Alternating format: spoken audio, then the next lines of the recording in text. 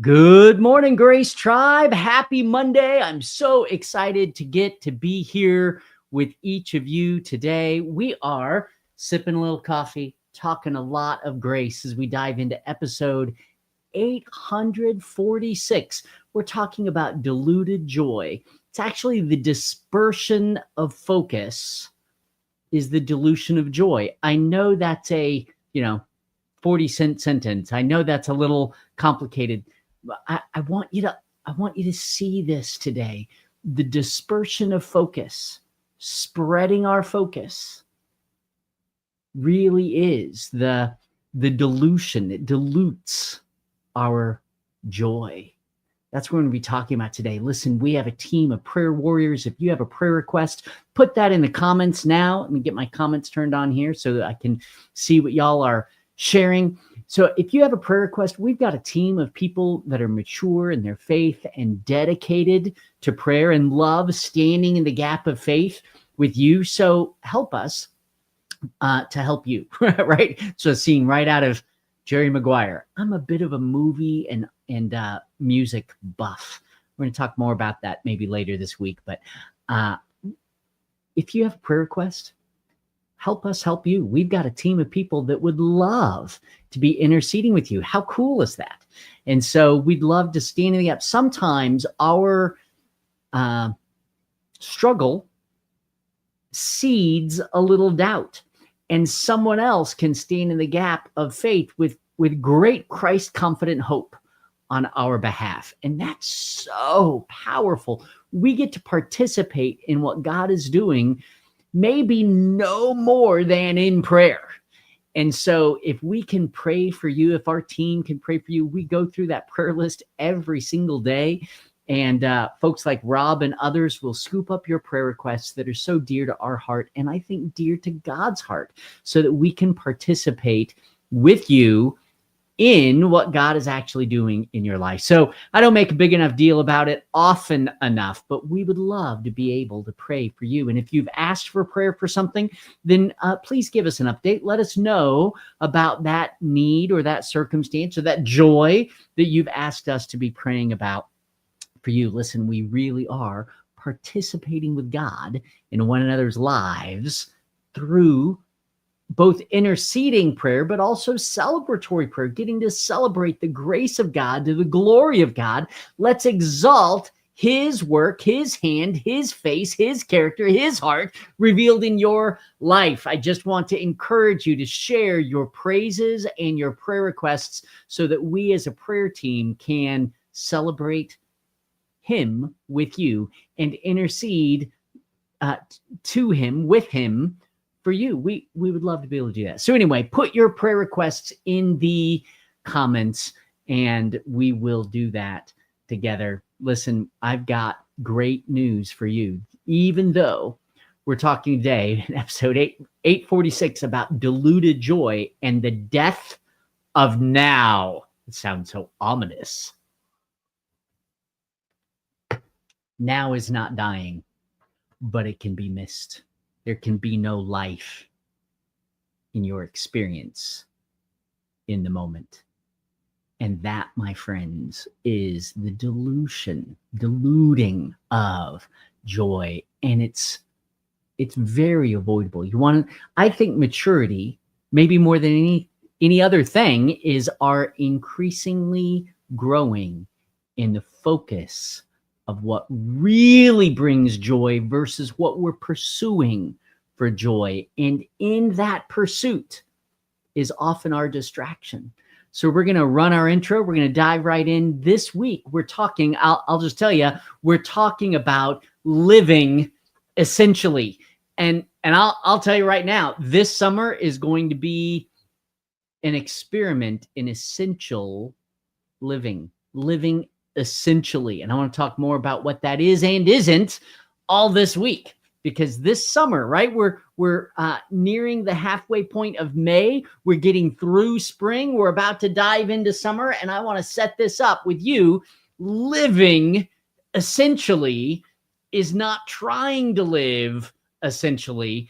And the world has this wrong. It says the more you try to live essentially, then the more essentially you'll live. And I would say the opposite is true. And of course, I'm going to have to explain that, but it's going to make for some fantastic and I think encouraging conversation. It's going to be great. So anyway, we're diving in. We're diving in. This is the moment, folks. I hope you have something cozy to drink and are ready to drink deeply together of the grace of God. Happy Monday. Happy new week. Happy May. It's exciting to get to be here with you. Let's do this. Awakening souls to our life in Christ. My name is Mike Q. Daniel, and we are celebrating all that we have in Christ Jesus by grace. Be sure to share your questions or prayer requests at MikeQDaniel.com. And I want to welcome you to Mike Q. Daniel Live with the Grace Tribe.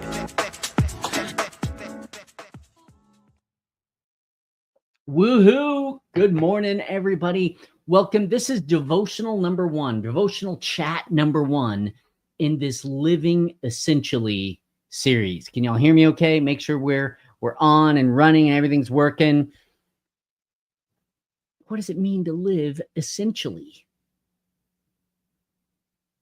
The theme today is that the dispersion, the diffusing, right? The spreading out of focus. Shotgunning instead of laser beaming our focus. The dispersion of focus is the diluting, right? Salt in water dilutes the salt and the water. The dispersion of focus, the spreading out of our focus, the multifaceted focus that the world often is jumping up and down trying to give us pause to do. The dispersing of our focus is the diluting down of joy. It sounds like when I wrote it, it didn't seem that complex.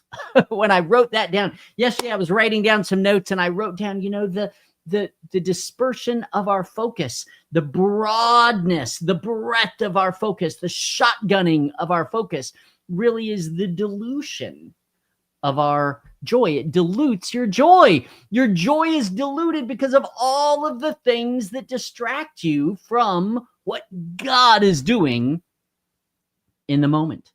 Let me see if I can set this up a little bit. A few years ago, I read the book. Maybe you've read this, Essentialism. I should have pulled it out. I've got it somewhere, I think. Essentialism by Greg McKeown. And Greg was a business consultant and a leadership guy, and minimalism, it's about 10, 11 years old now. And when it first came out, I was seeing this cultural shift towards minimalism. And Greg's take was, listen, we don't need less of everything. We need less of everything that doesn't matter. And it had this great cover. It had this chaos, stringy, tangled chaos and a little line, and then it had these perfect little concentric circles. It's like, how do you bring order out of chaos? And so it was a great cover. It's a clever subtitle, all about distilling life down to what really matters so you can amplify your impact and your joy. And that sounds great until you realize that you're spending all of your time trying to distill. The problem with minimalism, and I think even better, is essentialism. But the problem with these is that the pursuit of them is the distraction of the very thing they're preaching. In other words, you trying to pursue joy is the absence of joy. You trying to cause peace is the absence of peace. The problem with Zen thinking is Zen. In other words, all of this really does sound great until you realize that you're spending your energy trying to bring about the very thing that you're supposed to be basking in. The pursuit of peace, in many ways, is the opposite of peace. The pursuit of essentialism isn't essentialism. At one point, I found myself strategizing how to better enjoy my mornings. There was a season in my life when I was really trying to structure things so that I could enjoy them more. That's not wrong. None of this is a moral issue, but it's a cultural issue. And it's invading our peace, trying to be the cause of peace. It's invading our joy, trying to be the cause of joy. To better enjoy my mornings by strategizing it more, unless I'm really enjoying the strategizing, ironically, it's how I ruined 3 mornings in a row. I went, okay, I've got to follow my structure to enjoy my morning more. And that ruined my morning. Listen, what I'm saying is that we can be so focused on what should be essential, what should be what we enjoy the most. Focusing on bringing about is often the absence of the very thing we're trying to bring about. I forgot to just enjoy the coffee because I had to check the box of the coffee. I had to forgot to enjoy the sunset because it was an item on the calendar. The pursuit of peace, the pursuit of joy, the pursuit of rest can replace the presence of it. The pursuit of peace can replace the presence of peace. Donna goes, funny, not funny. It's so not funny. I mean, it's hilarious and not very funny. So that's when it hit me. And this has been years now. And it's something that I allude to, but I don't focus on much with you guys. Listen, maybe refining your life isn't the same as receiving and enjoying your life. Maybe refining your life isn't the same as receiving and enjoying Christ, who is your life. I am a big strategy guy. I'm a big structure guy. I help businesses and ministries and leaders and day-to-day discipleship people figure out what it is they should be doing differently to make the most of their life. I'm a big strategy guy. I really am. But maybe the problem isn't just distraction. It's the constant construction of a better experience that keeps us from the experience we're already in. The I am is not as much about what's next as you might think and experience. Listen, we've all felt this nagging pull to maximize, to optimize, to fine-tune the joy out of our days. How do you wring more life out of the moment you're living? We think if we could just fix this one thing or remove that one inefficiency or get one more thing just right or schedule or structure or strategize a little better, then we could finally breathe instead of breathing. We try to perfect our process so that we can finally be more present. We declutter our calendar so we can finally enjoy our family. We clean the kitchen before we sit down to laugh with our spouse. The things we do in order to do what's necessary are the problem. We're not being bad people. We're just distracted perfectionists in sweatpants, right? We think that joy is downstream of productivity and peace is earned once everything is tidy.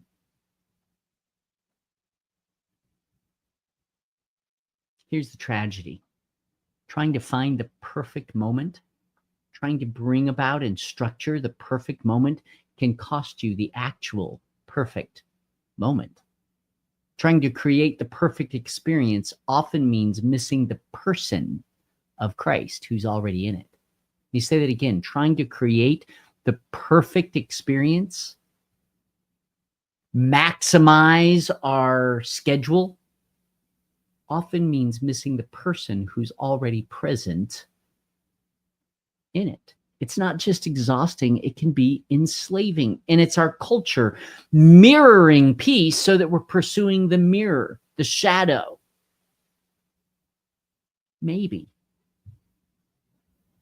just maybe, it's not the non-essentials that are robbing us. Maybe it's the frantic process of filtering them out, of pursuing the essential. Maybe pursuing the essential is missing the essential. Maybe the biggest obstacle to true minimalistic essentialism is minimalistic essentialism.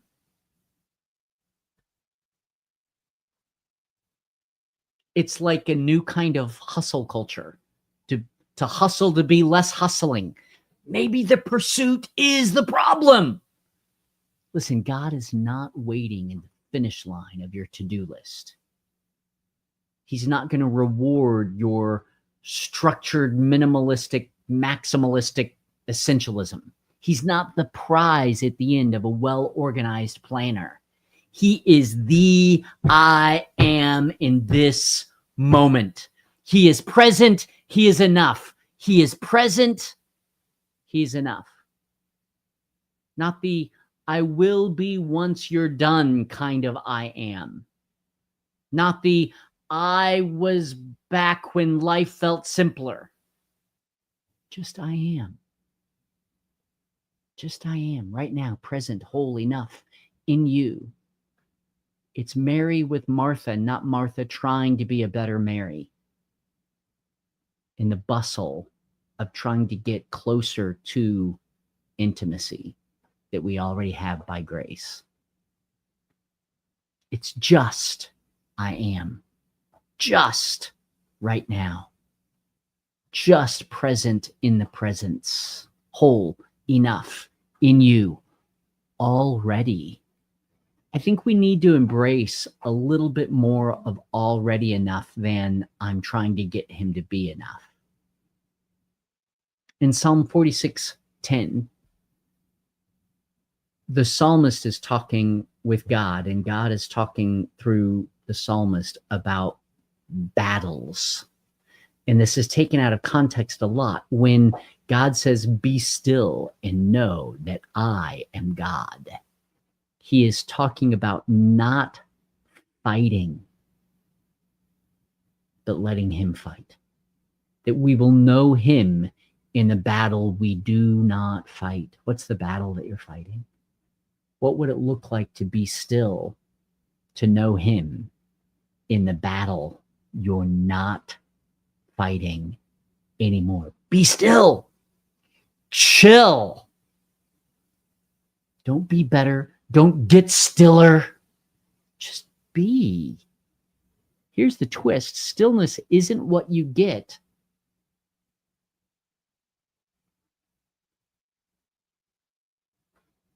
So that you can get to God.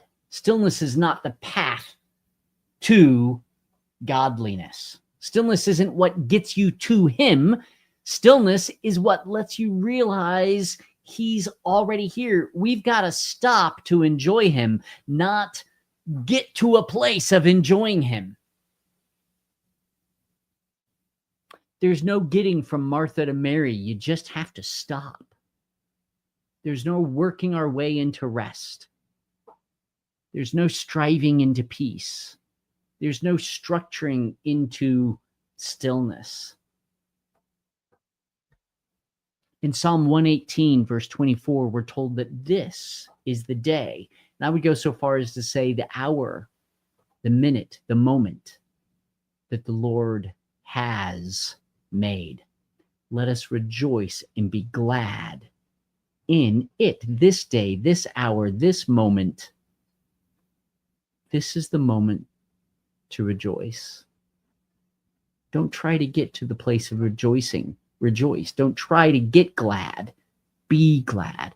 It's not tomorrow's day or the next hour's hour or the next minute's minute. It's not a curated highlight reel that we're trying to build so that Instagram looks better. It's this moment.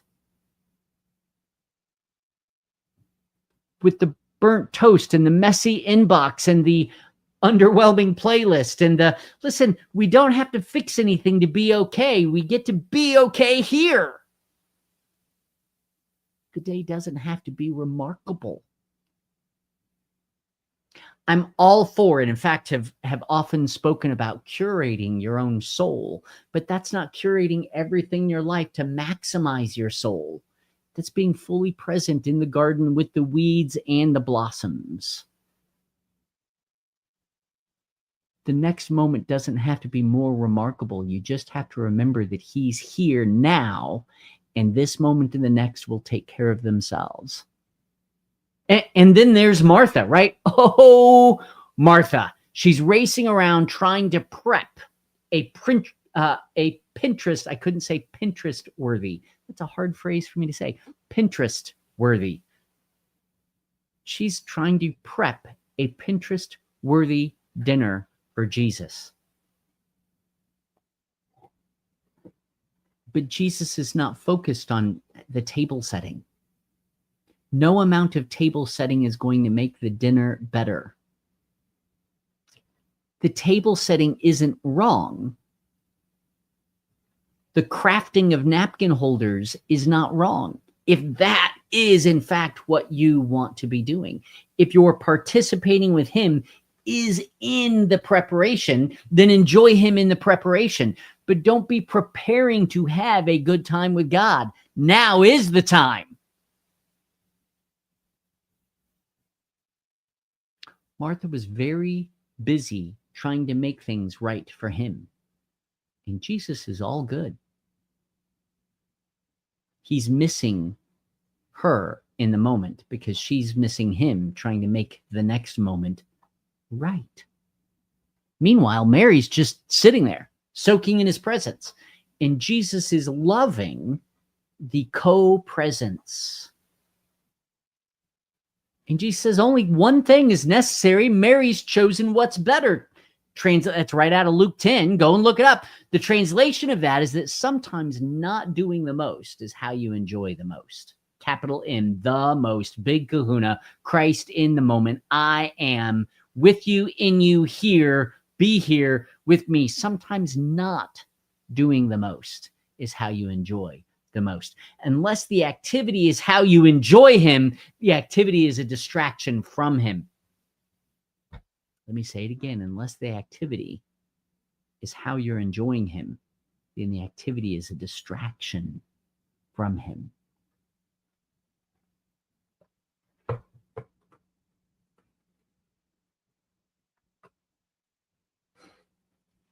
I've been kind of busy working on some projects, and I actually have to work pretty hard to enjoy him in the project instead of trying to do the project to bring about greater enjoyment.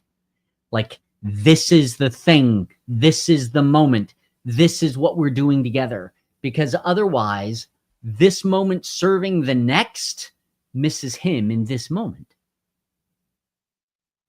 Sometimes, my friends, not doing the most, being still with him in the moment is maybe the only way to be fully present with him in whatever we're doing, instead of trying to get to what he's doing. Even Paul, writing from prison with more shackles than subscribers, all right, said, rejoice in the Lord. Philippians 4, he's sitting, we say a Roman prison, he's sitting in a drainage ditch 2 levels below a Roman road with all kinds of horse manure and city garbage and sewage flooding into. There's a storage drain above him, and below the storage drain is a drainage ditch so that the grain doesn't get wet and mildew. So they've cut a drainage hole grate into the grain storage below the city street. And he is below the grain drainage. There's a street where all the crap of the city flows into a grain storage bin below the street. And so the grain storage doesn't get gross. They've cut a hole and put a grate into the grain storage. And Paul is below the grain bin, 2 levels below the street. And he's yelling up to the street where Timothy is writing his letter to the Philippians. Rejoice in the Lord always. I'll say it again. Rejoice. This is the moment. With all the crap from the city flowing down upon me. You don't rejoice when the moment is ideal, nor should you waste all of your energy and focus trying to make it more ideal. You rejoice because Jesus is your ideal. What are you waiting to improve so that you can enjoy God in the next moment? Joy doesn't come from the season that you build, the structure that you build, and the schedule that you structure, and the strategy that you execute. Joy doesn't come from the season you're producing. It comes from your source in the process. This is the moment. How present are you with him? How present are you listening to me right now? How present are you with him? Now, you got to be careful with this. You are always present with him, but your focus is often elsewhere. We are proverbially on the phone at dinner. And that's not, I'm not condemning that. I'm saying that means that's what we're doing, always distracted from the presence of Christ. We're trying to structure more enjoyment of. Stillness is not your 20-minute quiet time. Stillness is how you walk with him every moment.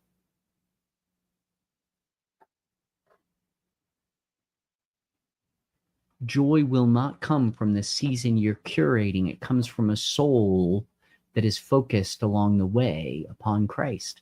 What if stillness is for now, not what you build of what's next? What if your peace is enjoying him now, not what you curate of your circumstances next? I can spend all of my time perfecting my speaker system in my office and never enjoying the music, when I could just crank up the AM radio to the oldies station that sounds horrible and have a fantastic time. There's nothing wrong with improving a circumstance, but only to the degree that I'm enjoying him in the process, not just waiting for the result. What's next is the tyranny that is distracting us from what's now. There's no improvement to his presence. There's no improvement to his presence. He's fully here, fully with you, fully working in this moment. He is not speaking less as you're hearing me speaking. He is not less present as you're sitting in the chair you're sitting in. This is the moment, the day, the hour, the minute, the moment of his presence. Let me see if I can help apply this a little bit. Here's the wild, freeing, grace-soaked reality. Truth being reality. Truth is just reality. You don't have to distill your life down to what matters most. You already have him. You have to realize that trying to build a joyful life is distracting you from the joy that is Christ now. If you're not going to enjoy him along the way, you're not going to enjoy him where you land next, because you'll be busy trying to get to the next thing when you get there.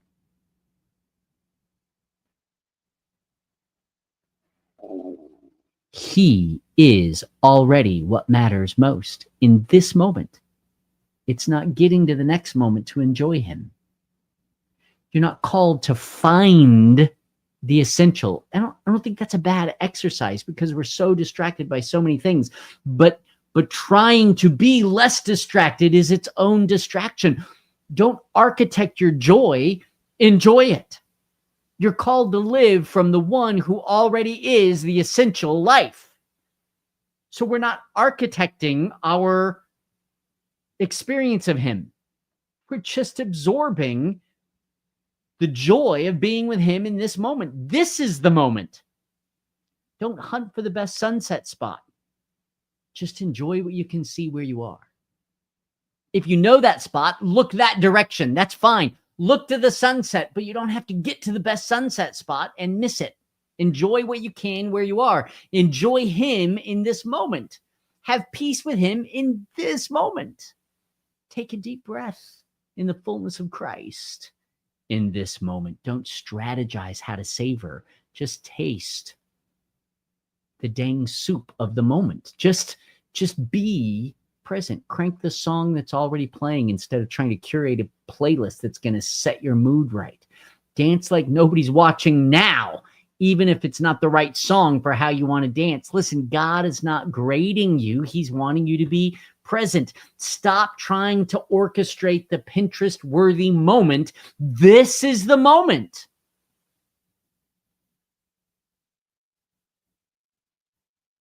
God is not grading. You're not being evaluated.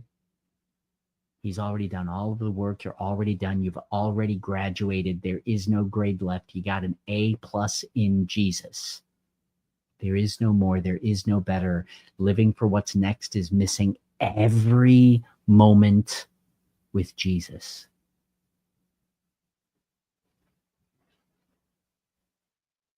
You're not being evaluated. You're being invited in this moment.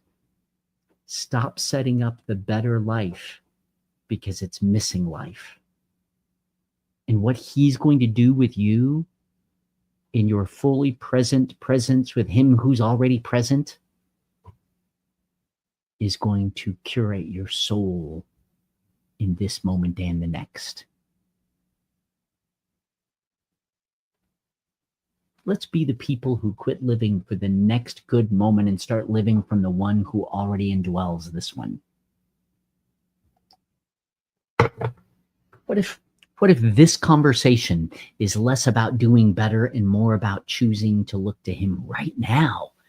And then in the next moment, when we're distracted by whatever, being reminded to look to him now. What if every moment is a merry moment, whether you're busy or not?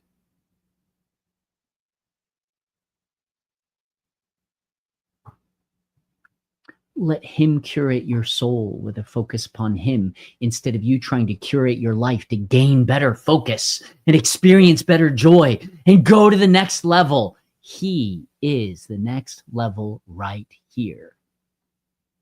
Let's be the tribe of grace that isn't trying to get joy but has it, because joy is not a destination. It's a person. The dispersion of our focus is the dilution of our joy. He's never later. He's only now. He's only now. So let what you're doing be an enjoyment of his presence, not a pursuit of his presence. Let what you're doing be enjoying his sufficiency, not pursuing his sufficiency. It's only in the moment. But my friends, it's always in the moment. For me to expend this moment for what's next is to never live. He is only now.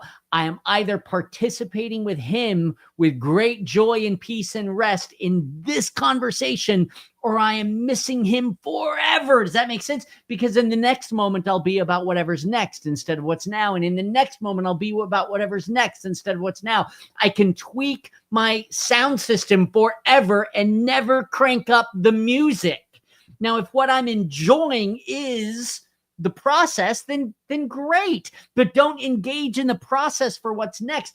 The trick, you can always tell, because Martha's always complaining about what she's doing. She's always complaining about what she's doing to get ready for what needs to be done. Martha is always, when we're in our Martha moments, we're begrudging our activity for what we're hoping to serve instead of the moment serving our presence with him who's present. Your joy, your peace, your rest is not a destination, a situation, a curated context. Your life, who is Christ, is not better in the next moment because of this moment. He's now, not later. He's now, not what's next. And he's enough already right here. The next moment is not better because he is not better. He is, I am right now. Does that make sense? As you're thinking about this, what conflict are you experiencing? What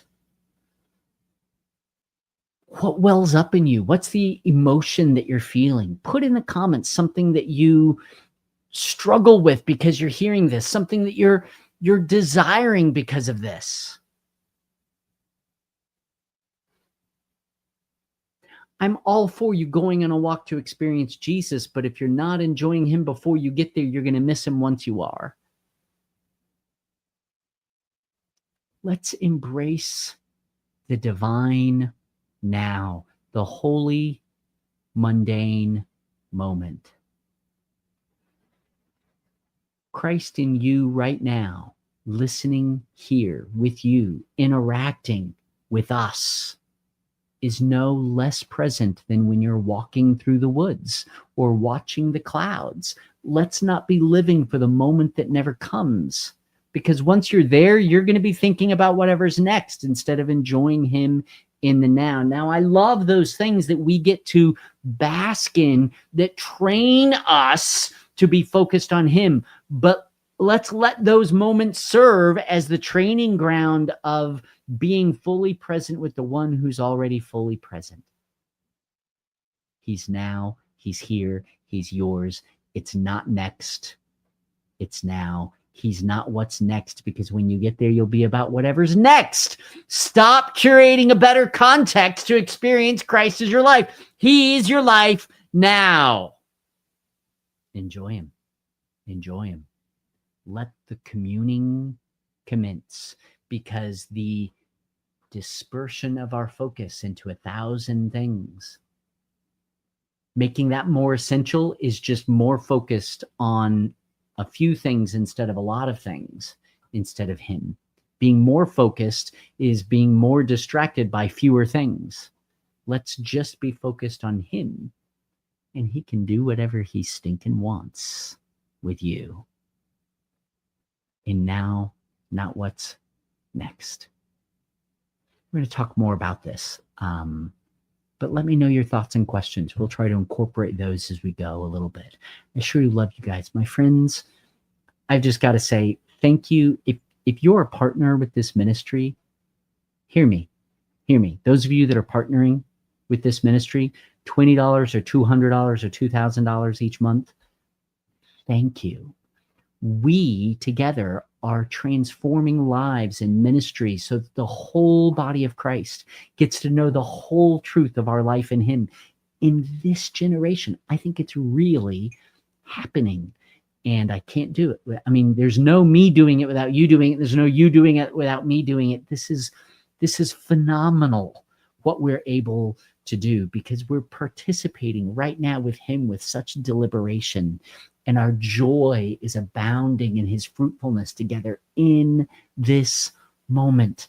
So my gratitude is, I can't even express it. I really can't. Thank you so much for those of you who have partnered. Most of you have come by the website. Some of you are sending in a check.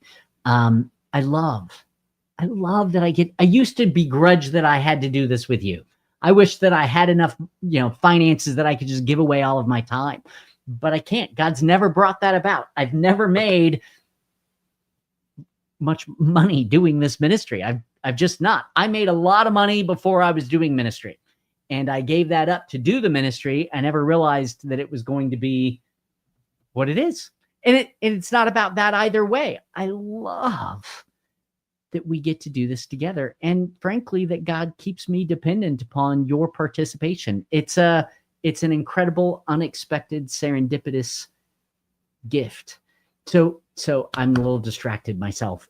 You just got to know, I'm so grateful for you that we get to do this thing together.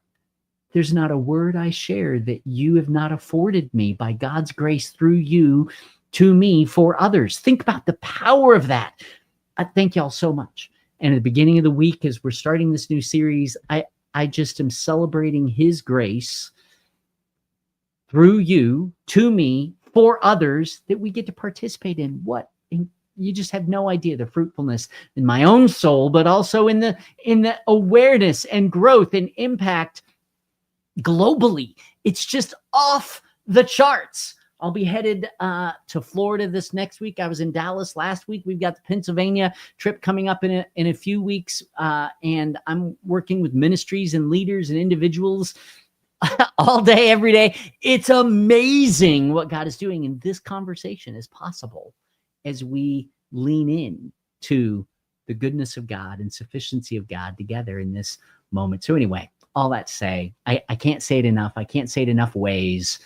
Thank you. Thank you so much for participating in what God's doing in this ministry that we have, this work that he wants to do with us together. I don't take it for granted. I love y'all. Thank you so much. And I will catch you guys as you know Christ today, grow in grace today, go love like crazy today, but do it in this moment, not what's next, but in the moment now. And I can't wait. I can hardly wait to share in that moment together again tomorrow. Thank y'all for being here.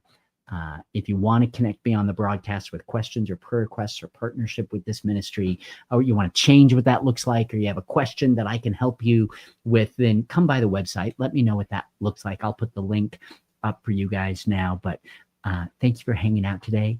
And Lord willing, we'll hang out again tomorrow. Have a fantastic Monday, guys. Fully present in the now with him. Don't be condemned.